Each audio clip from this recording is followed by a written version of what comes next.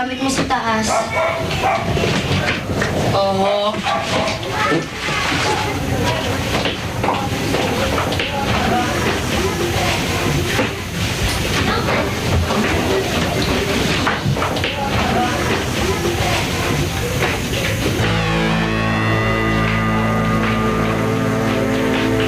Jopay, bakit?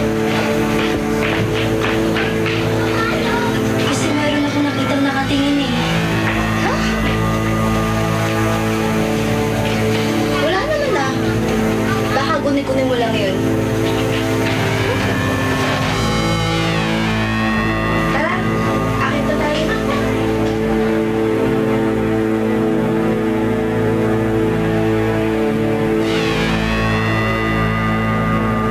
Heto na naman tayo sa explanation!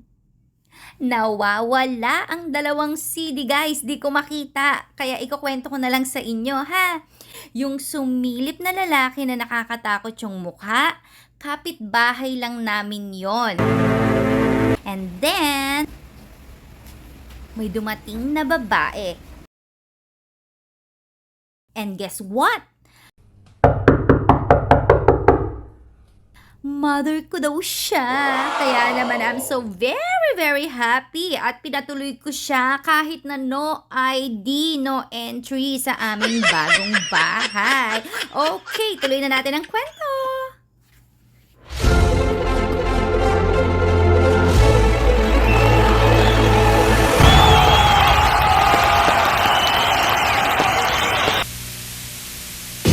Bakit niyo kinukuha ang mga pagkain namin? Hindi ko naman kinukuha eh. Tinitingnan ko lang naman eh.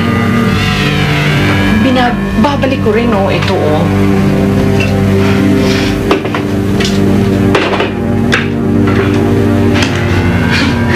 Nay! Eto na po yung tuwalya. Maligo na po kayo.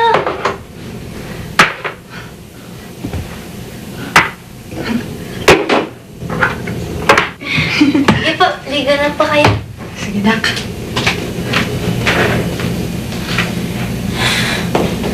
Monique, may sabihin ako sa'yo. Ako rin. Alam mo, Shell, ang sarap pala na magkaroon ng nanay, ano? Tsaka, ngayon lang kasi ako nahalikan ng isang inay. I'm so happy talaga. Ay, ano na nga pala yung sasabihin mo? Wala. Wala lang ako intindihin. Saya ko.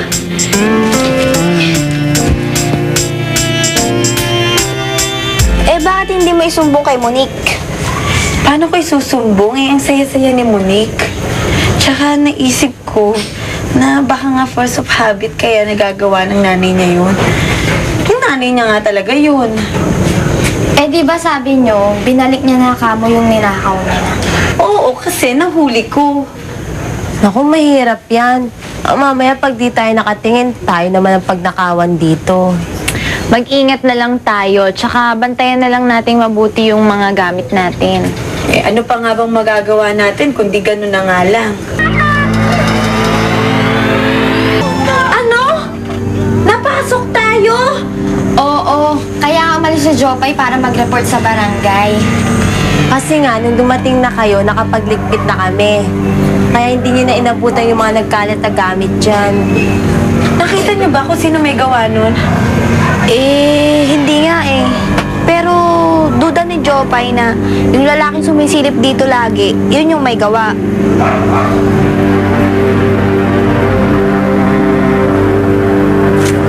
Ginulat niyo naman ho ako. Ano bang kailangan niyo? Mag-iingat ka. Halika, sumama ka sa akin. Itatakas kita. Halika, sumama ka sa akin. Hindi ho, hindi ako kasama Halika, sa inyo. sumama ka sa akin. Hindi ako kasama sa inyo.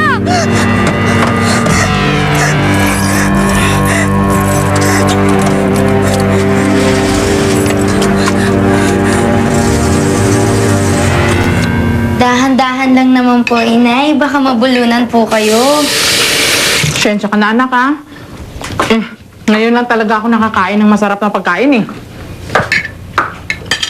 Marami pa pong pagkain dyan sa cupboard tsaka sa ref. anything you want habang nandito po kayo, you will eat, okay? Salamat, anak.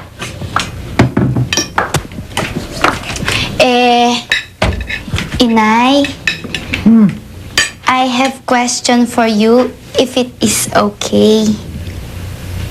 English yun ah. Pero naintindihan ko yun. Spoken in dollar din kasi ako, baka akala mo. Okay. What is your question for me, my beautiful daughter? You telling me now?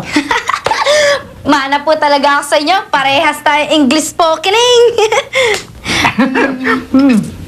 Bakit ano yun? Ito po yung tanong ko sa inyo. Bakit niyo po ako iniwan sa Quiapo noon?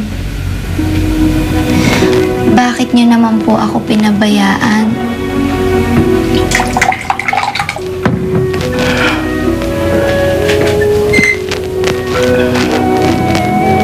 Pasensya ka na, anak. Walang-wala kasi ako noon eh.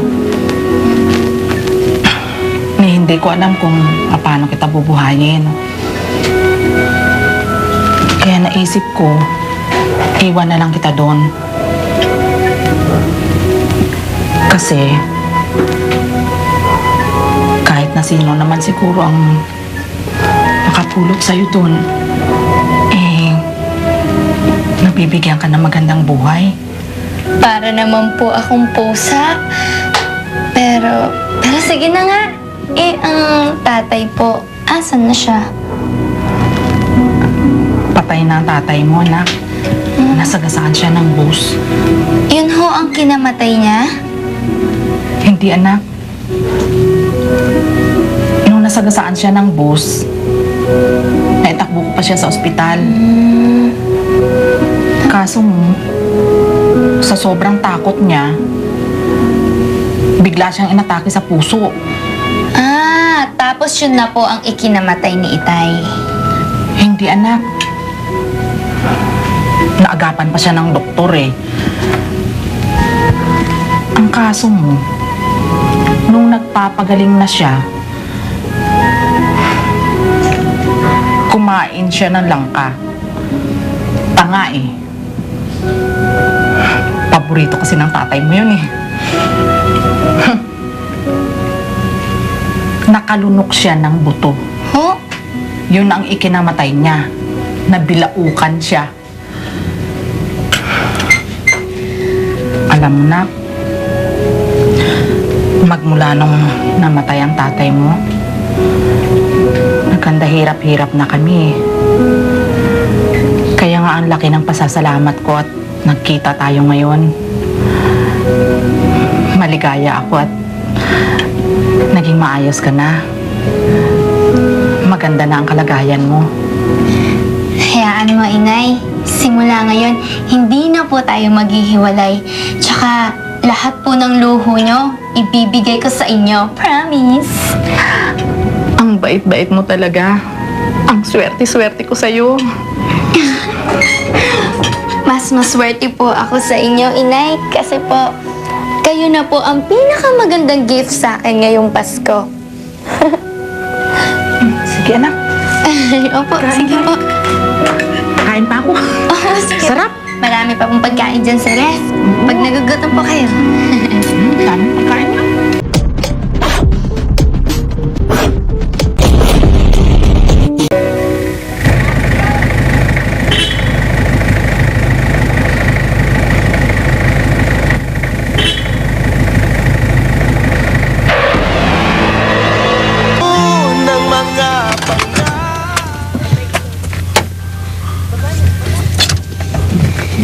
Jopay, muntikan tayo. Mang Julio, kayo po pala. Oh, Pasensya na ho kayo ah. Tense ho kasi ako eh. Meron ho kasing lalaking umabol sa akin kanina. talaga? Mag-iingat ka. Siguro masamatan kasi nun.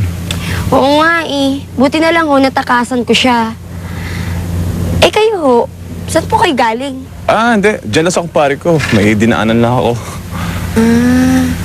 Sige po, una na po ako. Baka gusto mo ihatid kita. Ako na magmamaneho ng jeep mo. Tapos babalikan ko tong kotse ko mamaya. Eh, mukhang takot-takot ka pa eh. Hindi ho. Kaya ko na po. Uwi na po ako. O, sige, ingat ka. Ingat ho kayo.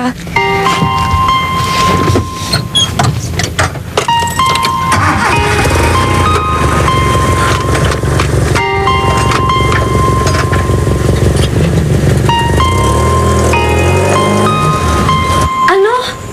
Munti ka na maaksidente? Oo. Paano? Natakot ako dun sa lalaking sunog ang muka. Bigla pa naman akong hinawakan. Sabi niya, itatakas niya daw ako kung saan. Tapos yun, tumakbo na ako. Di tuloy ako nakapag-concentrate sa pagdadrive ko. Eh, buti natakasan mo yung mamang sunog ang muka.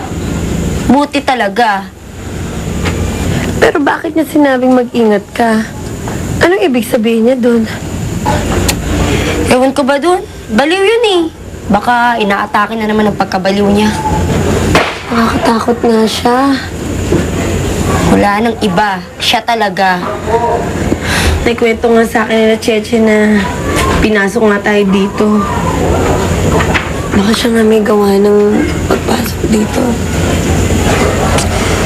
Pag nakita ko ulit siya, papupulis ko na siya. Para tigilan na niya tayo. Ano ba naman to? Kung kailan magpapasko, tsaka tayo nagkakaproblema ng ganito.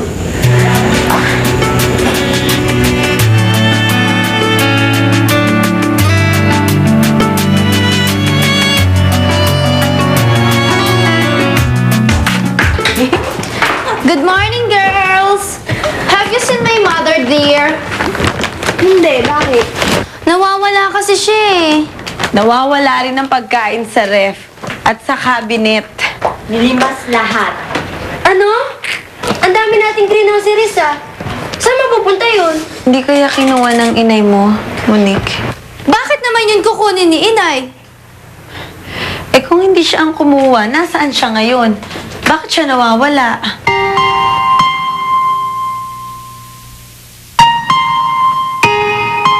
Rochelle, don't you dare accusing my mother, ha? Eh sinong gagawa nun? Oo nga. Imposible namang mapasok tayo ulit dito. Eh samantalang napalitan na lahat ng mga lock dito. Ah, basta. Hindi yun magagawa ng inay ko. Anong hindi? Eh sabi ni Rochelle, nakita niya raw kahapon yung nanay mo. May ginagalaw dun sa gamit mo, dun sa drawer. So I'm sure siya rin ang kumuha ng food, no? Ah, gera na to, ha? I will fight all of you pag pinilit nyo yan. Monique, Inay? huwag ka nang makipag-away, anak. Totoong ako ang kumuha ng mga pagkain ninyo. Ginutom kasi ako eh. Kaya, kumain muna ako bago ako nagsimba. Ano po? Naubos niyo po yun? Kinain niyo pong lahat? Pasensya na kayo, ha. Bito kang dragon kasi ako eh. Eh, pasensya na kayo mga girls, ha? Stop lang. Tara, Nay. Akyat na po tayo sa kwarto. Ang hirap na. Baka maaway pa tayo dito. Paano naubos niyo? Ang dami-dami ng pinamili natin. Kita nyo na? May dahilan talaga ako para magduda sa kanya. Hayaan nyo na. Wala na tayong magagawa. Eh, paano yan? Wala na tayong pang Noche Buena. Kailangan natin mag-grocery ulit. So, hindi ako pwede. Dadalaw ako sa tatay ko. Bibigay ako ng pera. Eh, hindi rin kami pwede nila Jolat at Icy. Dahil pupunta kami sa boarding house. Dadalhin namin itong mga Christmas gift kina Ibet. Eh di si Jopay na lang at si Sunshine na mag-grocery. Ano? Makakasama ko yun si Sunshine? Di bali na ano? Ako na lang mag-isa. Eh di wag! Ayoko rin naman makasama ka, no? Hindi. Kayong dalawa ang mag-grocery. Para na rin makapag-bandi kayo, mas maganda na yon. Dahil kung may magreklamo sa inyo, susumbong ko kayo kay Ate Maricara. Okay?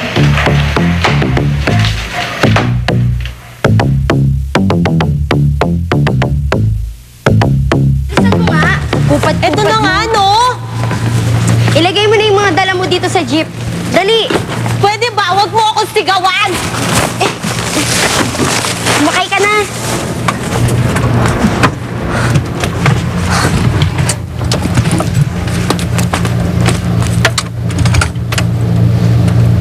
Ayaw mag-start. Yan kasi, pinilit-pilit mo ba na dalhin natin tong bulok na jeep mo kaysa sa kotse ko? Ayoko makisakay sa'yo. Mamaya, bangga mo pa ako eh. O dali na, paandarin mo na. Ano talaga eh. Ninang nangyari sa akin to ah. Siguro may balat ka sa puwet kaya minalas ako. Ganon?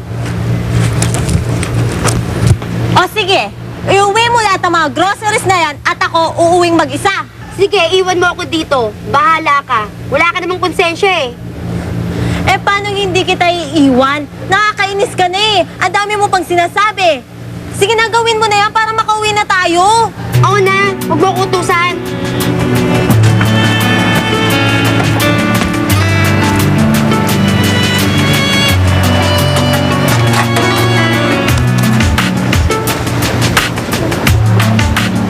Tulungan mo kaya ako.